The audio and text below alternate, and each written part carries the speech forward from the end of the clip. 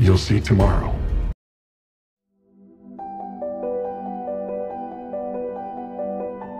Di mana konflik luar biasa yang terjadi pada film ini disebabkan oleh 6 pria bernama Carlos, Sam, Brad, Tom, Jen, and Jackson yang telah pensiun dari status mereka sebagai tentara bayaran Afghanistan dan bertahun-tahun hidup dalam kesulitan ekonomi. Sensasi perang yang sudah mendarah daging membuat mereka merasa jenuh dan bosan dengan aktivitas mereka sekarang yang terkesan biasa-biasa saja dan tidak memacu adrenalin. Jackson, yang basicnya adalah mantan sersan mereka pun mengalami hal yang sama persis. Ditambah, penghasilannya dari pekerjaan yang baru tidak bisa mencukupi kebutuhan istri dan 2 anaknya yang masih duduk di bangku sekolah. Di antara mereka, yang nasibnya lumayan baik, mungkin bisa dibilang adalah Carlos. Untuk mengurangi rasa bosannya, dia bekerja kepada seorang bos minyak mulai dari jam 6 pagi sampai jam 12 malam. Tetapi si bos masih belum membayar uang lembur yang seharusnya ia terima. Hal itulah yang membuat Carlos kesal. Dia yang kecewa dan marah berkata bahwa akan mengambil barang berharga milik sang bos sampai ia menerima haknya. Jen lalu menghasut Carlos bahwa bosnya itu harus mendapatkan balasan yang setimpal, bahkan lebih buruk. Ternyata ucapan Jen mempengaruhi Jackson. Akhirnya atas kesepakatan bersama, mereka kemudian merampok rumah bosnya itu. Tingkat kesulitan pada aksi pertama ini bisa dibilang masih belum ada apa-apanya dibandingkan keadaan medan perang saat mereka masih aktif menjadi tentara. Lalu mereka pun bergerak tanpa suara, melumpuhkan Carlos yang sebenarnya itu hanyalah sandiwara saja. Lalu mereka pun membobol brankas yang ternyata uang tunai di dalamnya sangatlah sedikit, selebihnya tersimpan di bank, dan hasil yang sedikit itu masih harus dibagi menjadi 6. Jelas mereka tidak puas dengan hasil pendapatan mereka pada aksi pertama ini. Dari perampokan pertama, Jackson mengerti apa yang harus mereka lakukan. Jika ingin mendapatkan hasil besar pada misi berikutnya, mereka harus merampok tempat yang menyimpan uang tunai dalam jumlah yang banyak. Dan target mereka berikutnya jatuh kepada Ethan Security, jasa pengangkutan uang tunai jutaan dolar. Itulah yang Jackson pikirkan. Agar rencana mereka berjalan mulus, maka diperlukan orang dalam yang bisa diajak kerjasama. Yang tentu saja orang ini meminta bagian jika misinya berhasil. Layaknya perampok yang ada di film-film, mereka memulai aksinya dengan menyamar sebagai cleaning service agar tidak menarik perhatian. Saat situasi sudah dalam kendali dan mangsa sudah dalam jangkauan, barulah mereka beraksi dan berhasil mendapatkan uang tunai yang luar biasa besarnya. Sejumlah 1.180.000 US dollar atau senilai 17 miliar rupiah. Jumlah fantastis yang bisa dihasilkan dalam sehari dan sangat jauh dibandingkan penghasilan mereka selama ini. Tentu mereka sangat senang, tapi walau begitu, Jackson mengingatkan yang lain untuk tetap beraktivitas sebagaimana biasanya, bertindak cerdas, tidak keluar dari pekerjaan dan tidak membeli barang-barang mahal. Hal itu disiasati dengan tujuan agar mereka tidak dicurigai oleh siapapun. Terutama kepada Jan, dia mengingatkan hal tersebut. Sebagai atasan, Jackson sangat paham tiap karakter anggota dan potensi baik buruknya. Jackson sadar betul kalau Jan aslinya adalah pemberontak dan tidak suka dikendalikan. Hanya saja masih belum sepenuhnya ia tampakkan. Sampai saat ini, yang membuat Jan belum melawan atau berkhianat adalah Jackson masih dikelilingi anggota lain yang ada di pihaknya. Hari berikutnya, Jackson mengundang beberapa kerabat dekat serta anggota tim untuk merayakan ulang tahunnya di rumah Jackson. 2 anaknya yang masih belia dan lugu juga nampak begitu bahagia saat memberikan kue kepada sang ayah, yang padahal sebenarnya mereka adalah bad animals. Di tengah pesta yang berlangsung, Jackson mengumpulkan timnya di ruang makan. Dia memberitahu bahwa dia sudah mendapatkan orang dalam yang siap memuluskan misi ketiga, yang targetnya juga truk pengangkut uang. Tetapi dari perusahaan yang berbeda. Berdasarkan informasi dari orang dalam itu, jika berhasil, mereka akan mendapatkan uang tunai yang lebih fantastis daripada sebelumnya, senilai 6 juta dolar atau sekitar 90 miliar rupiah.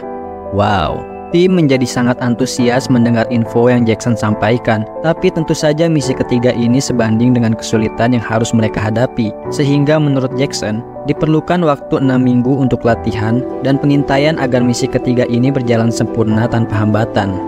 Inilah waktu di mana mereka merealisasikan misi ketiga. Kali ini mereka menyamar sebagai kuproy, karena TKP berikutnya berada di area yang sedang dalam perbaikan. Saat ini mereka sudah siap di lokasi yang nantinya target akan melewati rute itu pada waktu yang telah dibocorkan oleh si orang dalam.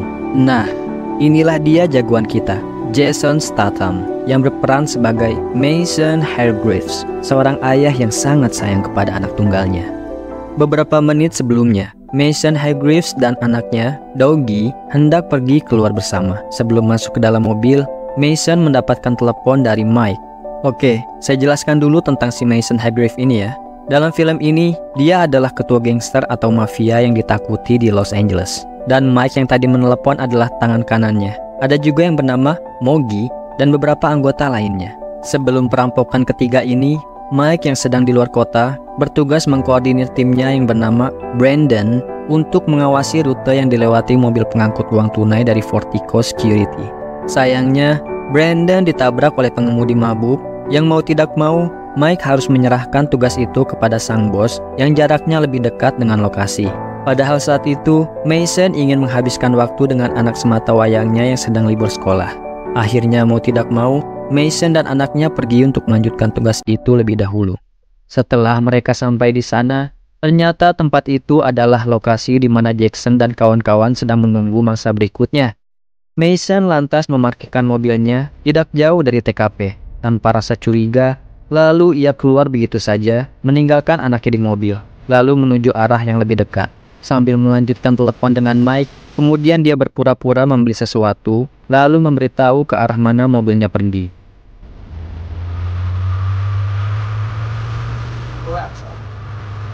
Setelah dirasa cukup, Mason kembali menuju mobil. Alangkah kagetnya, dari jauh dia melihat sekelompok orang yang tengah membegal truk yang baru saja ia mata-matai. Yang apesnya anaknya, Dougie, sudah dalam posisi tertawan. Sontak Mason lari sekencang-kencangnya untuk menyelamatkan anaknya. Tapi sayang usaha Mason menjadi sia-sia.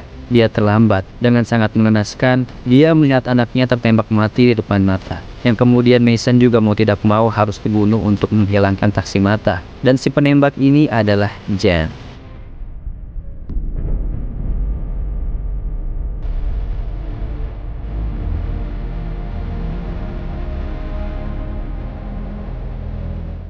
Setelah 3 minggu perawatan, Mason kembali sadar. Ia telah selamat dari kematian. Namun anak sematawayangnya, Dougie yang malang, telah jauh meninggalkan Mason. Dengan sangat jelas, seolah-olah terjadi lagi.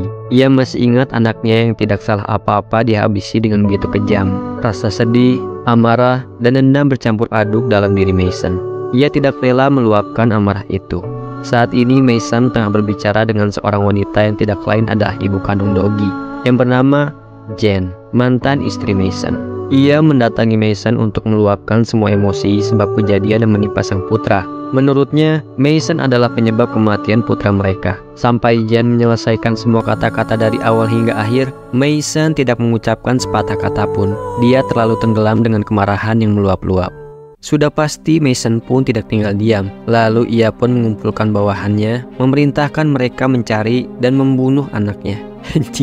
Salah baca, ulang. Mason pun tidak tinggal diam. Ia mengumpulkan bawahannya, memerintahkan mereka mencari pembunuh anaknya. Dari satu kelompok ke kelompok lain mereka mencari. Dari satu penjahat ke penjahat lain mereka menyiksa dan meminta nama. Sampai akhirnya mereka menculik seorang mafia bernama Jerome untuk menanyakan informasi. Telah mendapat nama dari Jerome, mereka berhasil menemukan tempat persembunyian Gacy Brothers. Tapi menurut Mogi, bukan mereka pelakunya, sebab uang tunai yang mereka miliki tidak sebanyak uang yang dicuri saat itu.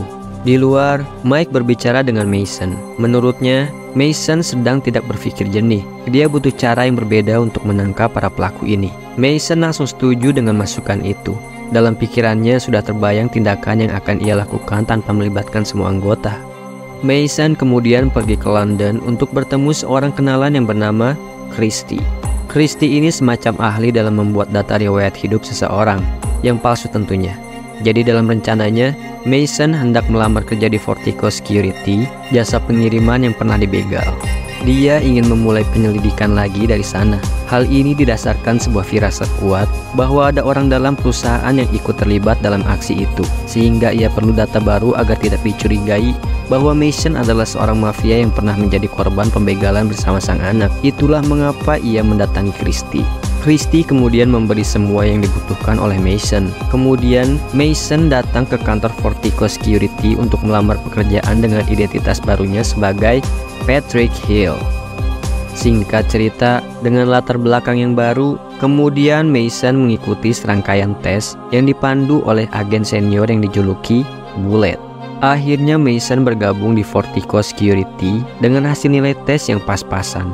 Bukan berarti kemampuannya sebatas itu saja, tetapi Mason sengaja menurunkan kemampuannya agar tidak dicurigai. Namun hal itu malah memancing salah satu anggota perusahaan yang bernama Dave jadi merendahkannya, padahal dia belum tahu siapa sebenarnya Mason. He said, I'm sure you'd win the pull-ups.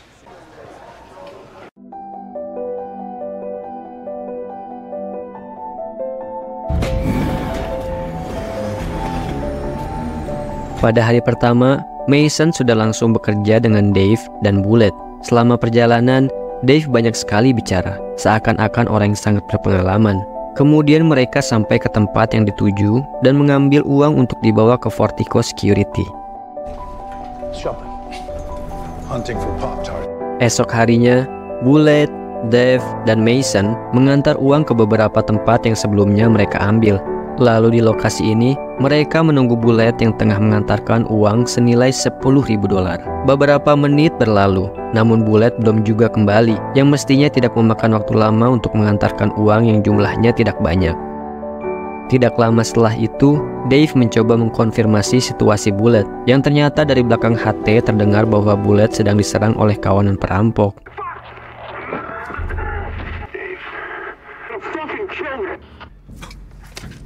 Mengetahui ada bahaya di depan mereka, Dave yang tadinya banyak bicara dan sok keren malah berubah menjadi pengecut dan ingin meninggalkan Bullet.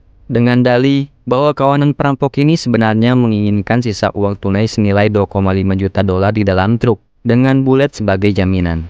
Tetapi Mason menolak dan berkata bahwa Bullet harus segera diselamatkan. Si bos perampok kemudian berkata bahwa dia akan membunuh si Bullet jika Dave dan Mason tidak pergi ke tempat yang telah ditentukan. Dan mau tidak mau mereka pun menuruti instruksinya. Mereka pergi sesuai rute yang diarahkan dan tiba di lokasi yang ditentukan. Kemudian salah satu perampok membawa keluar Bullet, lalu memukulnya untuk menunjukkan bahwa mereka benar-benar serius. Setelah itu si bos menyuruh Mason untuk mengambil uang dan dilemparkan ke mobil yang ada di belakang. Mason melakukan perintah itu sesuai arahan. Pada lemparan ketiga, Mason sengaja membuat jatuh tas yang dilemparnya, agar salah satu dari mereka keluar untuk mengambil. Dan pada lemparan berikutnya, Mason melancarkan sebuah tembakan yang tidak diduga-duga.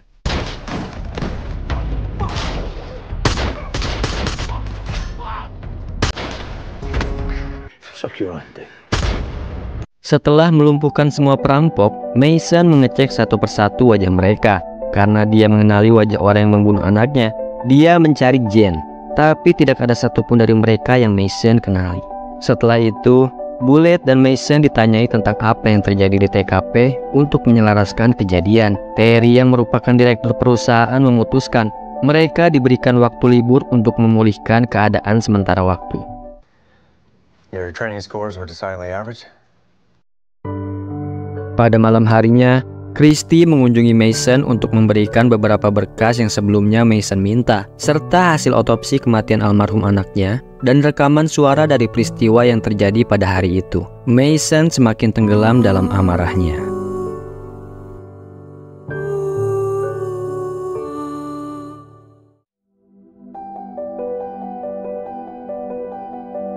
Beberapa hari kemudian, Mason kembali bekerja. Namanya menjadi terkenal di kantor Vertigo Security. Dia mendapat respek dan respon yang positif dari rekan-rekannya. Orang-orang menjadi sangat terkesan karena dia berhasil mengalahkan 6 perampok tanpa goresan sedikit pun. 5 bulan kemudian, setelah sukses dengan misi perampokan terakhir, Jackson dan kawan-kawan kembali kumpul di sebuah markas yang berada di kawasan industri.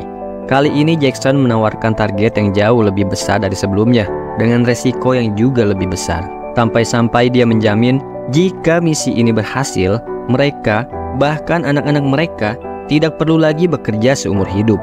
Anggota yang lain menjadi sangat penasaran dengan misi yang dimaksud.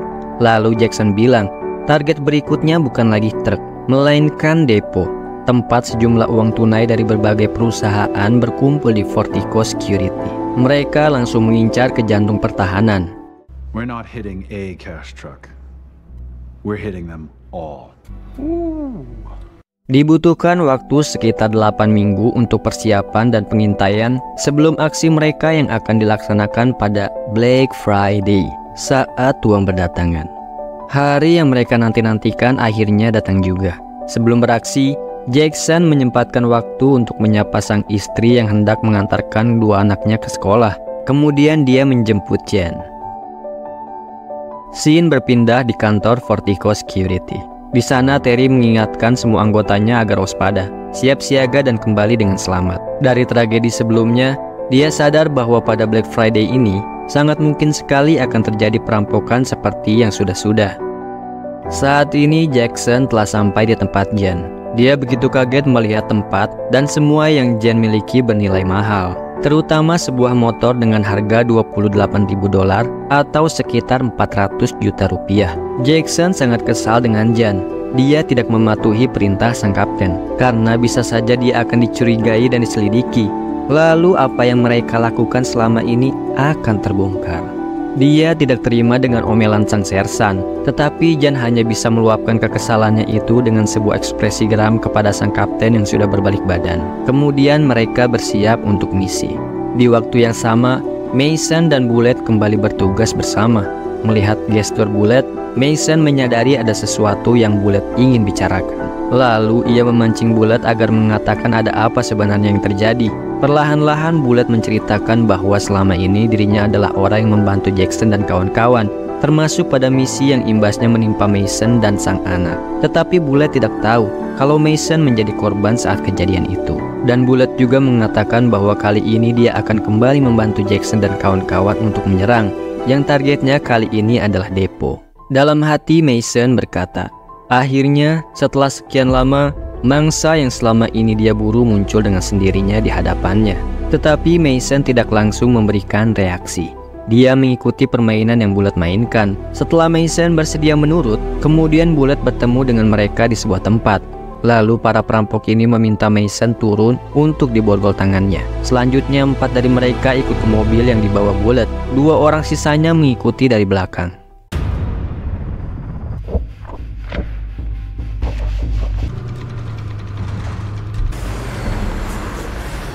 Singkat cerita, Bullet berhasil membawa mereka masuk ke dalam depo. Tak sampai lama menunggu, 4 orang ini lalu keluar dan menjalankan rencana mereka. Mason yang tadi di dalam mobil, kini dibawa oleh salah satu perampok dan diikat kedua kakinya. Kemudian terjadilah baku hantam yang tidak bisa dihindari.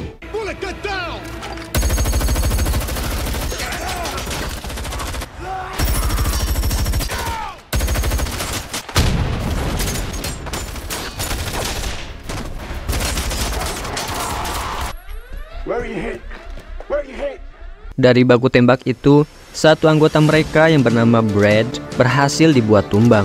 Walaupun demikian, para perampok semakin mendominasi keadaan. Lalu salah satu dari mereka membuka gerbang agar Jackson dan Sam bisa masuk.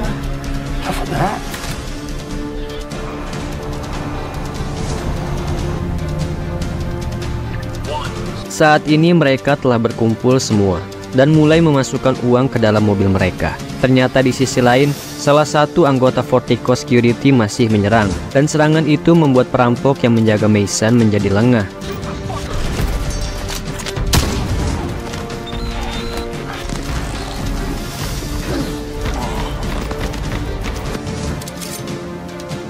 Setelah bebas dari ikatan, Mason pun menyamar menggunakan kostum yang mereka gunakan.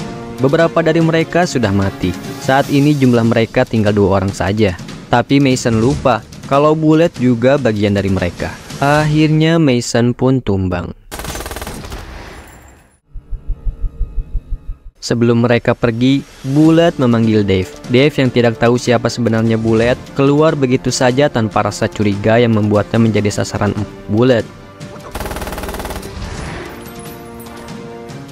Alhasil para perampok yang tersisa yakni Jackson, Jen, dan Bullet bisa kabur dari sana dengan membawa jumlah uang yang sangat banyak sesuai waktu yang mereka perkirakan. Tetapi hambatan mereka masih ada. Mereka harus menghindari polisi yang sudah menunggu mereka dan kabur sesuai rute yang sudah mereka tetapkan.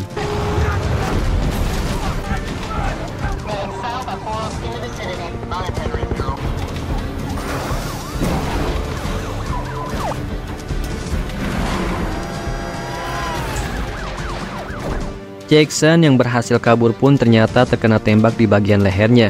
Dia sadar bahwa dia tidak akan bisa menikmati uang itu. Dan dia juga tidak rela jika uang yang telah memakan banyak korban itu malah justru Jan yang menikmatinya, orang yang paling dia tidak sukai. Sehingga saat Jan masuk lagi ke mobil setelah membantu Bullet, Jackson ingin membunuhnya. Tetapi karena sudah keluar banyak darah, dia tidak kuat untuk mengangkat pistol dan berbalik, jadi Jan lah yang membunuhnya.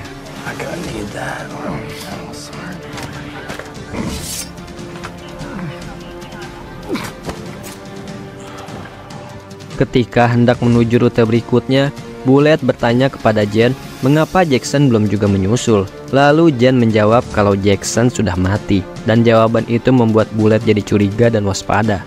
Mereka lalu bergerak melalui terowongan bawah tanah, memindahkan uang ke mobil yang sudah mereka letakkan di sana. Ini adalah rute terakhir yang harus mereka lalui. Jika polisi tidak mendapatkan mereka pada rute ini, maka bisa dipastikan mereka berhasil membawa kabur uangnya.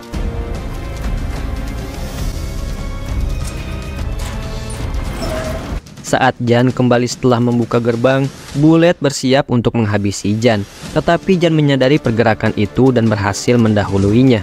Dan kini, semua uang jutaan dolar berhasil dimiliki oleh Jan seorang diri.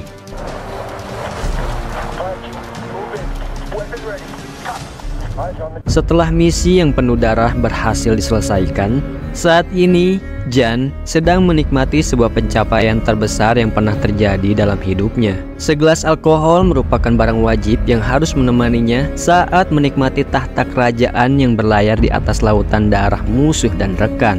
Kejayaan serta kekayaan itu membuat Jan menjadi silau sekaligus lengah, sampai-sampai dia tidak menyadari bahwa seorang iblis telah menunggu dan mengamatinya sedari tadi. Iblis yang sudah lama menahan jutaan amarah tak terbendung sejak sang putra harus mati dengan naas karena segolongan manusia yang tergilas dengan nafsu angkaranya sendiri. Perlu waktu lama bagi Jan untuk menyadari kehadiran Mason yang dia belum tahu apa tujuannya. Kemudian Mason melemparkan dokumen hasil otopsi yang penyebabnya adalah kerusakan parah pada paru-paru, hati, limpa, dan jantung. Pada saat Jan melihat halaman berikutnya, dia sangat kaget melihat foto yang membuatnya ingat kembali dengan kejadian itu. Dan dia tahu apa tujuan Mason yang sesungguhnya. Akhirnya Mason menembak Jan di bagian yang sama, yang membuat anaknya meninggal. I want your liver. Your lungs. Spine.